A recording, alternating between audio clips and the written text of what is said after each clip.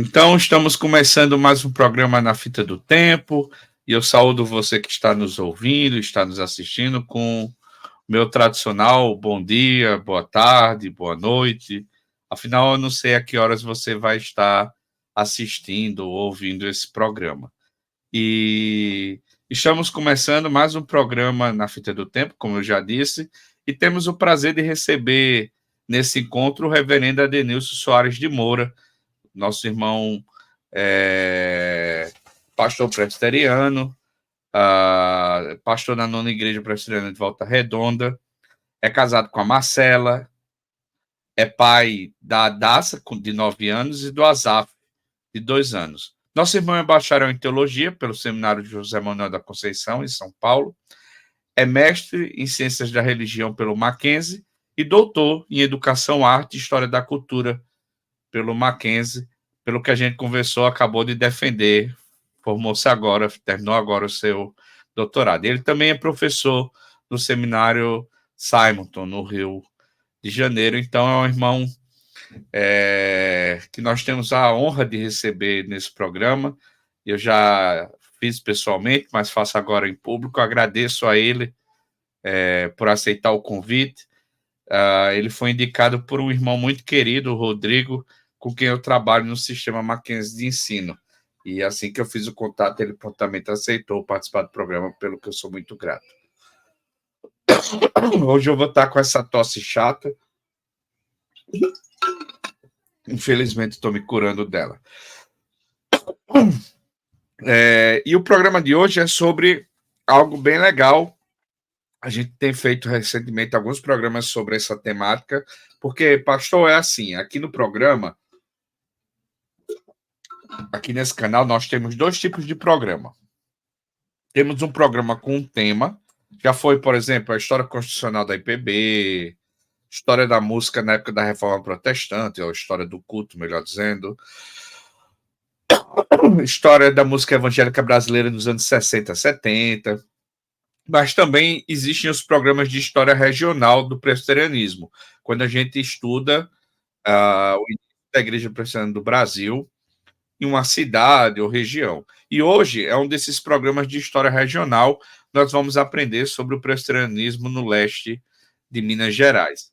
E aí eu já peço ao irmão para saudar nosso público e já começar respondendo para nós assim, quais são as cidades, a região é essa? Fala um pouco dessa região, as cidades que a gente está a que a gente está se referindo.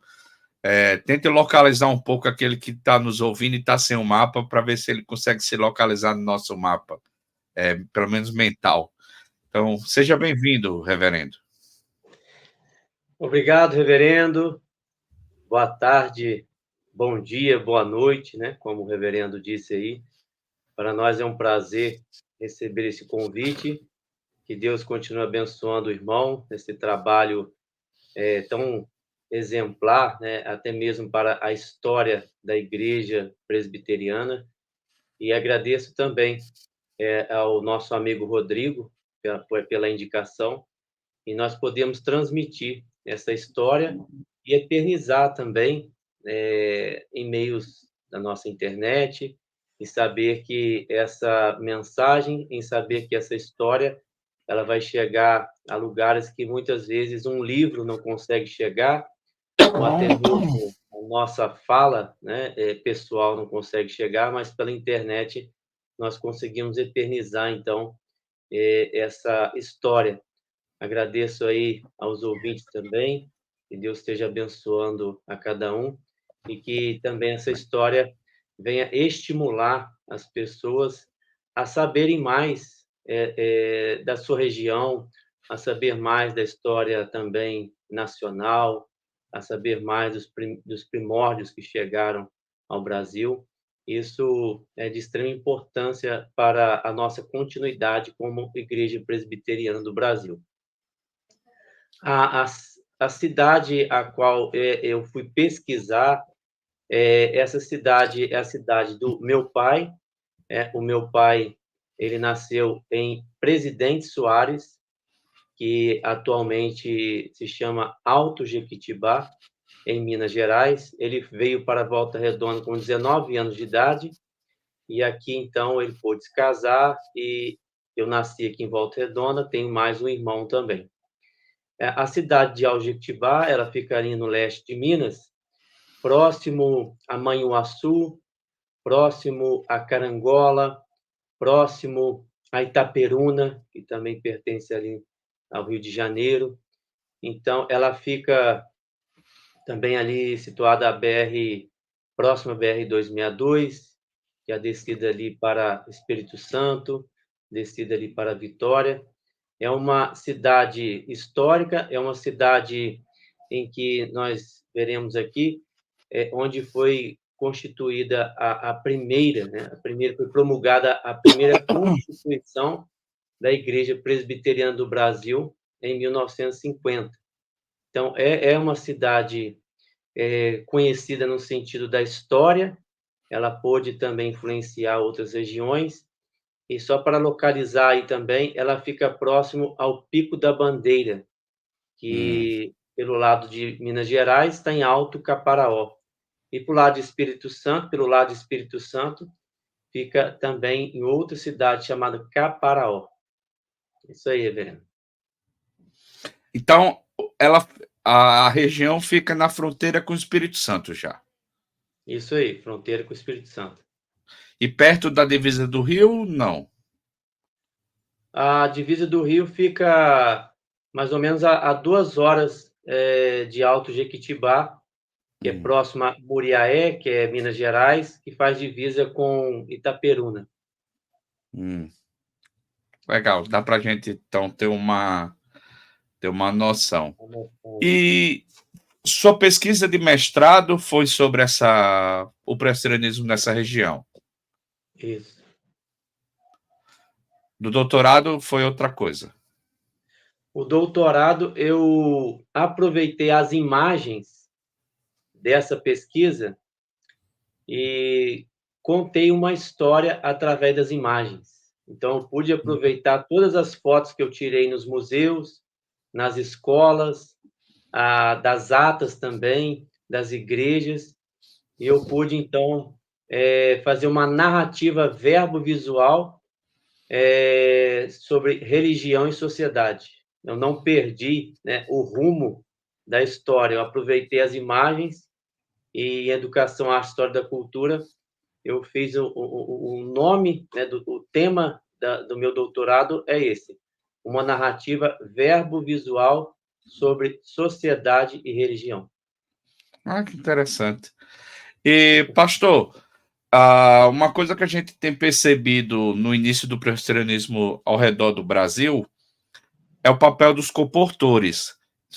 E chegando antes dos missionários, inclusive. Isso também foi realidade em Alto de Jequitibá? Foi realidade em Algetibá. Nós sabemos que toda história local, ela é o desmembramento, né? É o resultado de uma história maior, e isso não foi diferente ali com Alto Jequitibá, quando nós percebemos a chegada de suíços e alemães no Rio de Janeiro. Os suíços, eles chegam em 1820 no Rio de Janeiro, até mesmo com o incentivo de Dom João VI, para que eles pudessem vir trabalhar e desenvolver a colônia ali no Rio de Janeiro. E em 1824 chegam os alemães. Os alemães, eles chegam já com a cultura religiosa dos luteranos. A maioria dos suíços eram católicos e os alemães, eles eram luteranos. Então, os suíços chegando em 1820 e os alemães em 1824, eles colonizam ali em Nova Friburgo, no Rio de Janeiro. Eles desenvolvem ali também as famílias, o trabalho, né, o cultivo de alguns produtos ali. Só que a situação começa a ficar difícil no Rio de Janeiro, até mesmo por causa da própria terra, que começa a ficar difícil, a plantação, e também eles começam a surgir algumas dificuldades, né, para desenvolver a família. e eles começam, então, a migrar para outras cidades. E uma das cidades que eles vão escolher é a cidade de Alto Jequitibá, que fica ali na Serra do Pico da Bandeira. Então, eles chegam ali e começam a cultivar o café. É uma serra gelada, e que o café que eles levam para lá, o café ele começa a produzir, começa a se desenvolver, e eles criam ali, então, lavouras enormes de café para a sua sobrevivência. Então, chegam ali os luteranos, que é o Guilherme Heller, chega ali mais ou menos em 1864 com a sua família, e ali ele, né, desenvolve a família, vários filhos, e chegam outros também, patrícios, para desenvolver ali a colônia, desenvolver também a cidade. Então, até chegar os primeiros missionários, haviam ali suíços, né, que é da parte dos católicos, e alguns alemães luteranos da parte dos protestantes, foram os primeiros a chegarem ali a partir de 1864. E contribuíram para a distribuição de bíblias e literatura nesse lugar, eu imagino. Na verdade, quando eles chegaram ali, que começaram a cultivar o café, eles desanimaram um pouco a respeito do desenvolvimento da religião.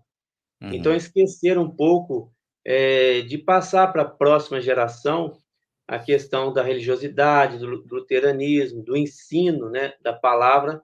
Então, começaram a enfraquecer.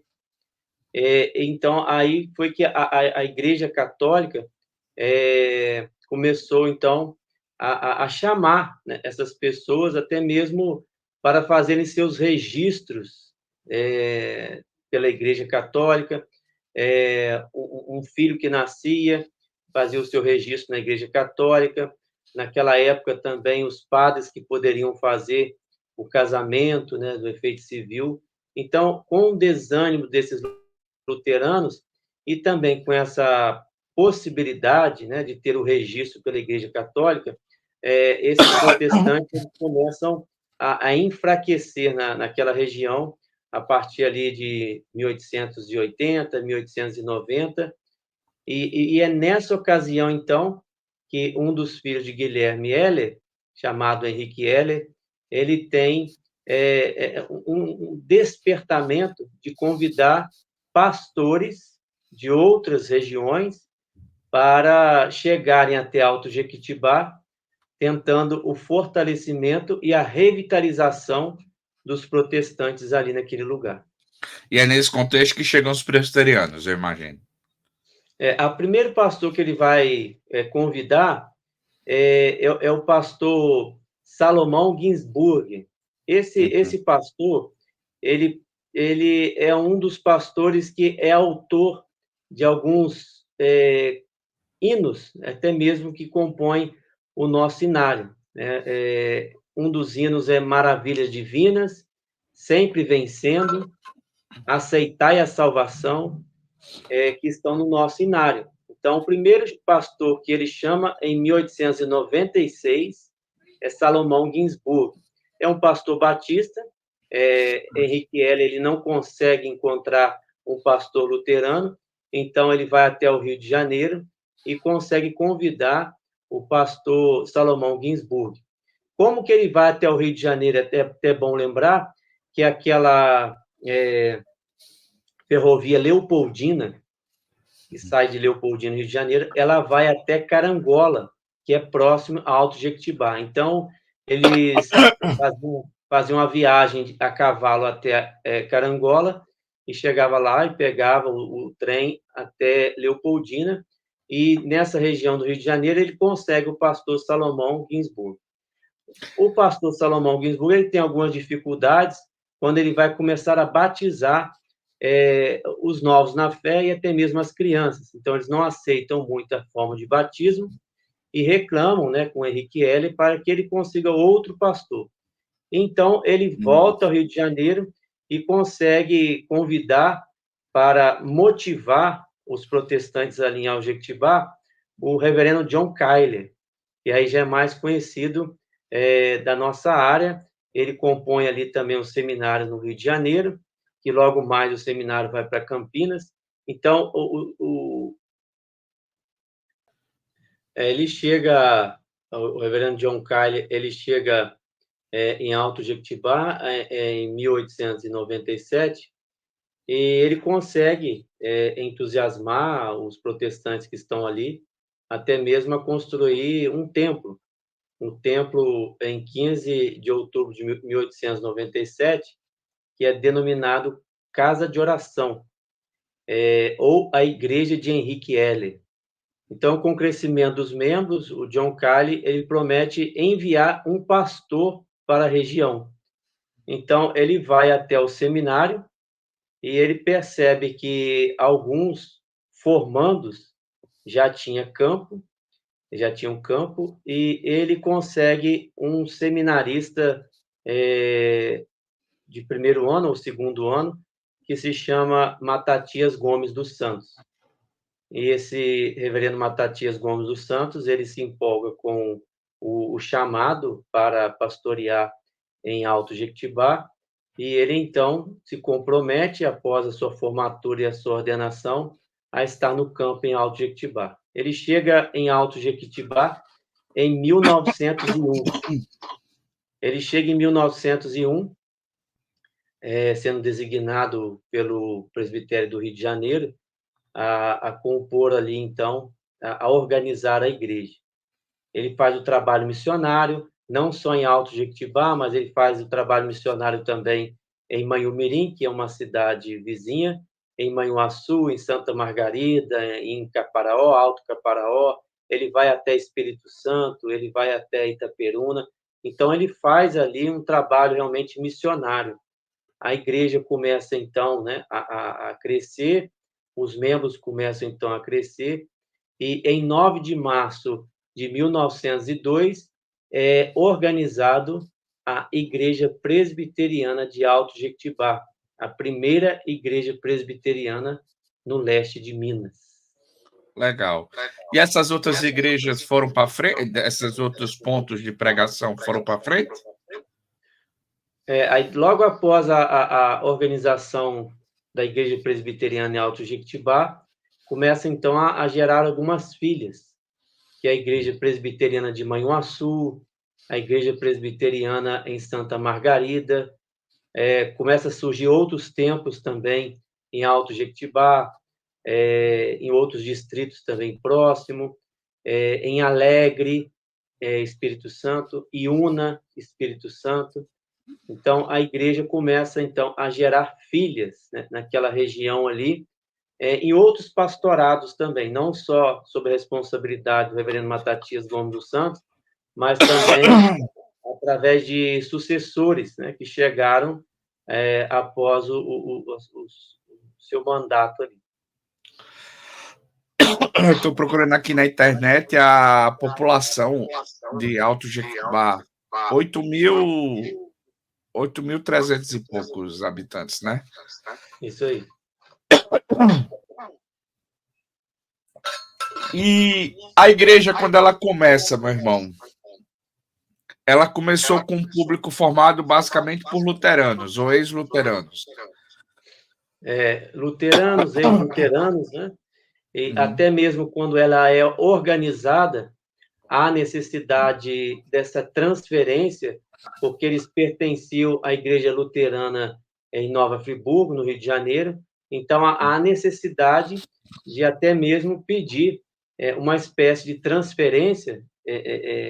Na atualidade, nós não recebemos carta de transferência de outra denominação, mas naquela época havia até mesmo esse zelo de trazer um histórico, né, da igreja oriunda. Então, eles pedem uma espécie de um registro que esses membros estavam congregando, né, eles estavam registrados em Nova Friburgo, Rio de Janeiro, quando eles moravam lá, e quando eles vão para Alto Jequitibá, há essa necessidade dessa transferência. Então, é inaugurada a igreja ali com ex-luteranos, ex-católicos também, que residiam ali próximo, que são os suíços, né, e também os alemães. E E logo após... brasileiros, demorou a entrar? Os brasileiros, eles vieram mais do Rio de Janeiro, né? Juntamente até mesmo com outros, até mesmo com os alemães e com os suíços, vieram também alguns brasileiros. Lembrando, né, que os primeiros habitantes ali foram os índios. Não é à toa que as cidades elas têm os nomes indígenas, né? Manhuaçu, Rio Grande; Manhumirim, Rio Pequeno; Caparaó, Alto Caparaó; Guaçuí, né? Alegre. Então, é a primeira população que começou a desenvolver ali, mas eles, né, se dissiparam e chegaram, então, os suíços, os alemães, logo depois chegaram os brasileiros, e ali começaram, então, até mesmo os portugueses, né? Alguns portugueses, eles chegam até a região e começam ali a desenvolver a sociedade ali naquele lugar. E, pastor, quando a igreja começa, ela, digamos assim, tem um grupo diversificado socialmente? Todo mundo era meio da classe média?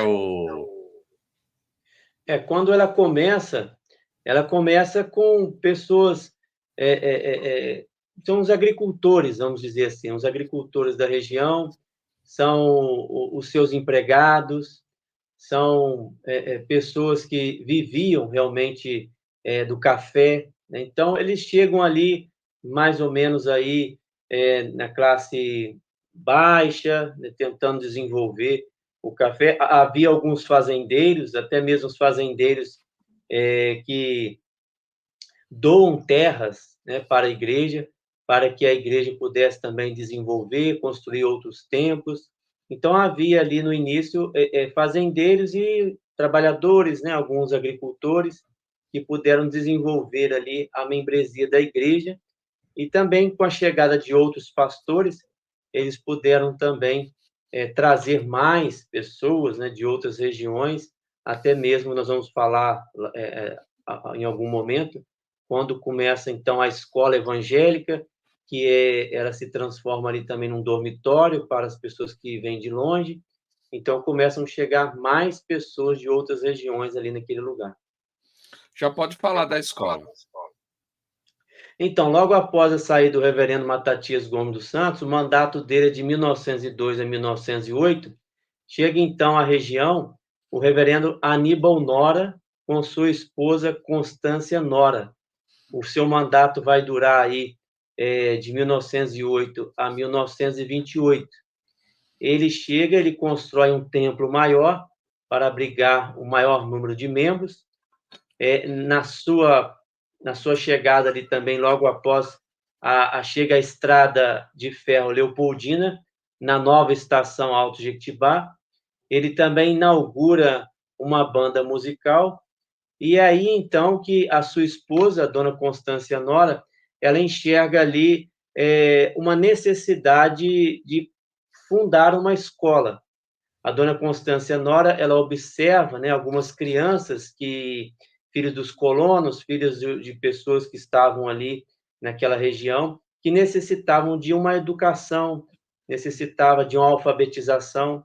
Então, ela começa a esse projeto, né, que é chamado do embrião do colégio evangélico.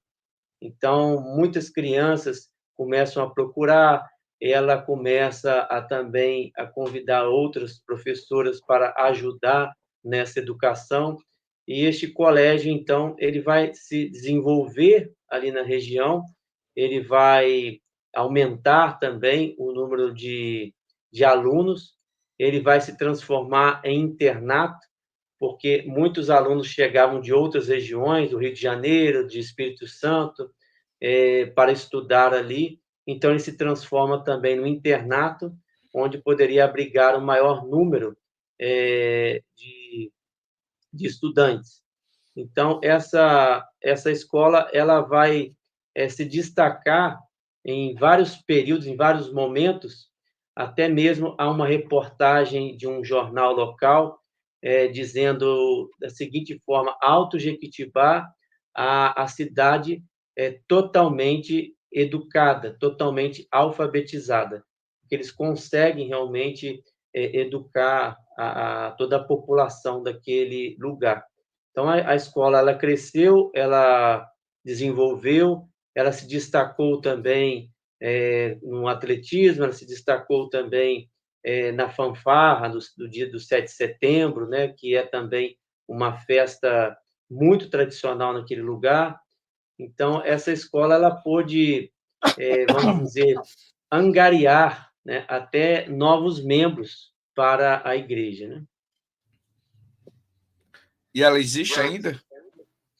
Hoje ela existe, mas ela já não é dirigida pela a igreja, né? O imóvel pertence à igreja, mas a igreja ela cedeu espaço para o município. Então, o município ele tem uma escola, ele dirige essa escola. A igreja ela tem apenas o imóvel, né, no local. Ah, interessante. Ah, e o desenvolvimento, como é que essa igreja está hoje? Estão bem as igrejas lá? Continuam existindo? Então, eu tive o privilégio, eu me formei em 2017, e eu tive o privilégio de ir para aquela região no meu primeiro campo. O meu primeiro campo foi em 2018, pela Igreja Presbiteriana de Manhuaçu. Eu cheguei como pastor auxiliar na Igreja Presbiteriana de Manhuaçu, onde o reverendo Anderson Sattler é o pastor efetivo da igreja, e fui designado para uma congregação num distrito chamado Santo Amaro de Minas. Cheguei até este lugar, em Santo Amaro de Minas, em 2018, e tive o privilégio de organizar a congregação em igreja em 2019. Então, a região é muito promissora. As igrejas, realmente, elas têm um compromisso, né, com o presbiterianismo, elas têm um compromisso também com a história, elas têm um compromisso em continuar o trabalho que foi realizado até ali. Então, as igrejas, elas estão bem, o trabalho masculino é muito bom, quando eles realizam algum trabalho masculino, fica lotado os lugares, né? E também o trabalho feminino, e assim os outros trabalhos também nas sociedades internas. Então, a região é uma região muito boa, região muito promissora, e principalmente por causa do café, né? O café, ele continua sendo o carro-chefe, né? Vamos dizer assim, da economia do lugar, e ele também, em um dado momento, ele começa a ajudar no desenvolvimento da organização de outras igrejas, da compra de imóveis. Então, o café, ele é, vamos dizer assim, um parceiro, né, da igreja ali naquele lugar. E é bom o café de lá? Café é excelente. O É. café, em vários momentos, que alguns fazendeiros, alguns agricultores participam de competição, esse café ele fica com uma nota boa, esse café se destaca, e a gente sabe que muitos dos cafés que se destacam, eles são exportados, né? Não fica muito o café especial aqui no Brasil, mas já se começa a desenvolver essa cultura do café especial naquela região.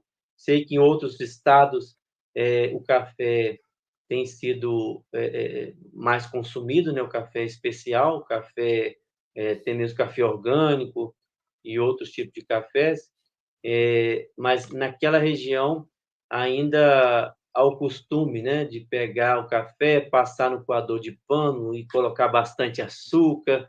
Então, o café é delicioso. Naquela região lá, o café é muito bom. Legal. Então, o Rodrigo pediu para eu fazer uma pergunta.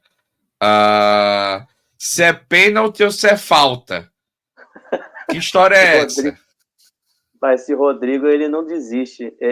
Nós estudamos junto aqui em Volta Redonda, no Colégio Batista, e a gente disputava interclasse, né? Disputava alguns torneios de futsal, né, pelo colégio. E uma vez nós estávamos treinando para a interclasse e o futebol, a competição quase parou, porque teve um problema na área ali, na pequena área ali, e aí o pessoal perguntava um para o outro, é pênalti, é falta, é pênalti, é falta, é pênalti, é falta. Eu sei que quase parou a brincadeira. Ah, e até hoje ele lembra, viu? Porque ele Até hoje, olha, me escreveu para eu lembrar de eu fazer a pergunta, que eu tive que anotar aqui a pergunta. Mas no final, 1900, foi pênalti ou foi falta? rapaz, acabou o jogo, o sinal foi tocado e nós tivemos que ir para a sala de aula e não houve a decisão. Não houve a decisão, entendi. E tem uma região de Minas e do Espírito Santo que aconteceram perseguições mais sérias assim às igrejas. Isso aconteceu na região?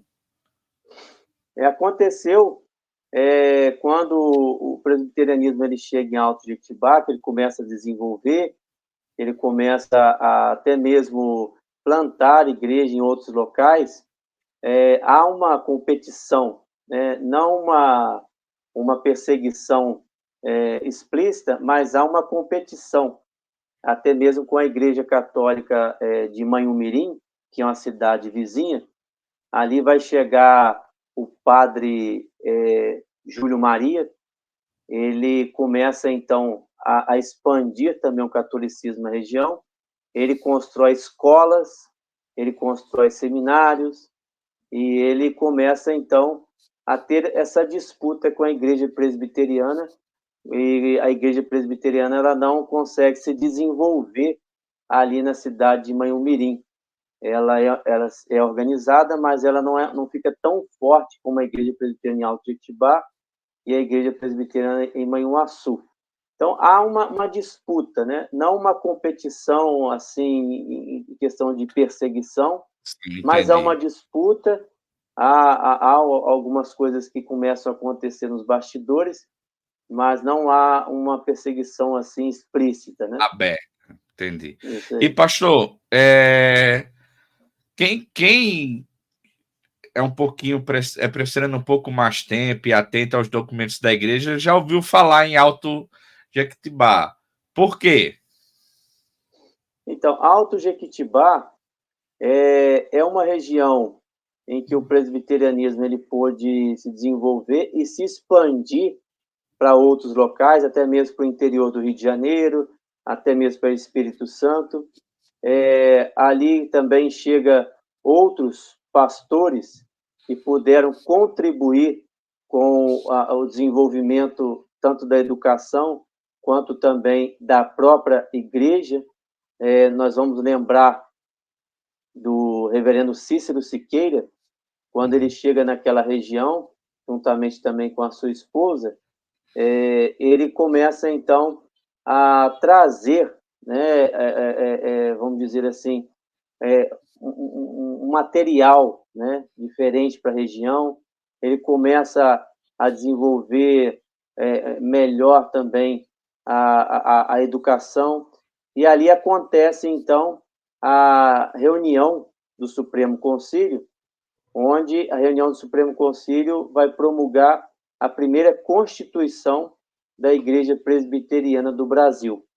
E ali acontece também a revista Manchete, que é de circulação nacional, ela vai fazer uma reportagem em 1963 com o seguinte título: a Cidade Sem Pecado, onde haviam muitos evangélicos, onde não havia preso nas cadeias, era uma cidade pacata, onde não havia bailes, onde não havia festas noturnas. Então, ela vai se destacar também através dessa reportagem. E um escritor chamado Ailé Salesier, ele vai escrever um livro sobre a cidade sem pecado, que é realmente destacando essa reportagem da revista Manchete em 1963, dizendo sobre essa cidade que estava sendo muito influenciada pelo protestantismo, e muito influenciada também pela cultura, né, da moralidade, a cultura em que as pessoas elas respeitavam umas às outras. Então, a revista Manchete, em 1963, na sua edição de 599, ela vai trazer essa reportagem sobre a cidade sem pecado. Legal conhecer a história dessa região. E caminhando já para o final, pastor, tem alguma coisa que a gente não conversou sobre o qual o irmão gostaria de falar? Alguma coisa que eu não perguntei ou que não deu tempo de falar? Gostaria de falar da cidade ou da igreja nessa região? Com a chegada do reverendo Cícero Siqueira, houve também uma crise, né, a crise do café, que naquela época foi chamado a Grande Depressão. Algumas pessoas saíram da região, até mesmo algumas pessoas vieram para Volta Redonda na construção da CSN, que é a Companhia Siderúrgica Nacional, e aqui na igreja, aqui em Volta Redonda, muitos membros que organizaram a igreja em Volta Redonda vieram do leste de Minas. Então, é o caminho do retorno, né? Eles saem de Nova Friburgo em 1986 e a partir de 1940, 1950, eles começam então a retornar para o interior do Rio de Janeiro, já com a cultura, né, do presbiterianismo, se organizando em igrejas. Então, muitas cidades do interior do Rio puderam receber essas pessoas, é o caminho do retorno, e organizar essas igrejas. Mas, mesmo assim, o reverendo Cícero Siqueira, juntamente com a sua esposa Cecília Siqueira, eles trabalham firmes na igreja, eles trabalham firmes na escola. Muitos professores ficaram sem receber por causa dessa crise do café, mas eles conseguiram passar por essa crise. Na época, até tem um livro que vai dizer, o livro do reverendo Anderson Sattler, que alguns professores do Mackenzie foram convidados para ajudar o colégio evangélico em Alto Jequitibá. Existe até um dicionário no Mackenzie sobre os colégios evangélicos. E um dos colégios que está registrado lá é o Colégio Evangélico de Alto Jequitibá. Inclusive, quando eu estava fazendo o mestrado em Ciência e Religião, já sabiam, né, que eu iria desenvolver este tema, e existia uma escola, eles me pediram informação do pastor atual, eu pude passar essa informação, e essa escola foi registrada nesse dicionário. Então, o reverendo Cícero Siqueira e Cecília Siqueira, eles contribuíram muito com o trabalho, a igreja começou a crescer novamente, a escola começou a crescer novamente, e eles puderam, então, colaborar com o desenvolvimento do presbiterianismo, e logo após chega o reverendo Wilson de Souza Lopes, que também vai desenvolver o presbiterianismo ali na região, e realmente nós podemos perceber uma história conduzida por Deus, através do Espírito Santo, e sabemos que isso é de grande valor para a geração, né, a atual geração, em conhecer uma história conduzida realmente por Deus. Muito bonita, pastor, a história. Estou muito satisfeito de conhecer. Obrigado por compartilhar conosco suas pesquisas, seu interesse por essa história. Eu costumo fazer uma pergunta no final do programa que é para respostas assim, que vem à cabeça, que é: por que é importante, pastor, a gente conhecer a história da igreja? É importante para que nós possamos fazer um trabalho de sucessão, pelo menos à altura do que os nossos pais na fé realizaram. Porque hoje a preocupação muito é inovar e não aprimorar. Então, quando nós conhecemos a história, conhecemos os esforços dos nossos pais, os esforços dos nossos antepassados, mesmo sendo limitados a muitas coisas que nós não temos, né, que são algumas limitações que eles tiveram, valorizar e aprimorar, né, o trabalho sucedendo realmente a igreja, fazendo essa sucessão da responsabilidade de levar a igreja adiante, sabendo que é a obra do Senhor. Legal. Muito obrigado, pastor, pela entrevista, por aceitar o convite. Foi uma entrevista muito rica conhecer essa história e, assim, coisas que a gente às vezes não fica sabendo quando vê os livros de história da igreja. Essa questão, por exemplo, do retorno, do pessoal que foi formar e depois volta para o Rio de Janeiro e forma o presbiterianismo naquela outra região, trazendo influência, essa coisa da influência na moralidade da cidade. Foi muito rico. Muito obrigado. Eu espero que na gravação não apareça, mas a gente teve um bocado de problema técnico aqui no programa de hoje, e o pastor foi muito paciente, muito bondoso.